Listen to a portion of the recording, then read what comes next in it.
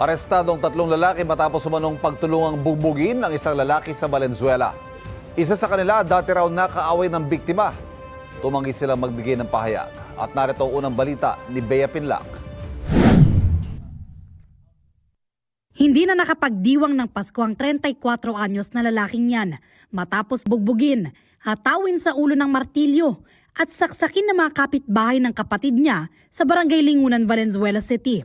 Yung ating biktima ay dumating sa bahay ng kanyang kapatid upang mag-celebrate ng Noche Buena. Maya-maya, tinawag siya ng ating mga suspect. Paglabas po niya, yung isa sa mga suspects natin ay sinuntok siya. Yung isa doon may hawak na martilyo at yung isa naman ay may hawak na kutsilyo.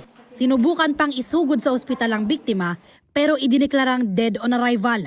Ilang minuto bago sumapit ang Pasko, naaresto ang 3 suspect. Lahat po sila, ang ating mga suspect ay positive po sa alcoholic breath examination. Mayroon na silang dating alitan na kung saan ang ating biktima allegedly ay sinuntok niya yung isa sa ating mga suspects. Reklamong murder ang isinampa laban sa mga suspect na sa kulungan na ng Valenzuela Police nagpasko. Nakuha lang po yung panic button tungkol po sa nangyari. Tumanggi silang magbigay ng pahayag. Ito ang unang balita. Bea Pinlac para sa GMA Integrated News. Igan, mauna ka sa mga balita, mag-subscribe na sa GMA Integrated News sa YouTube para sa iba't ibang ulat sa ating bansa.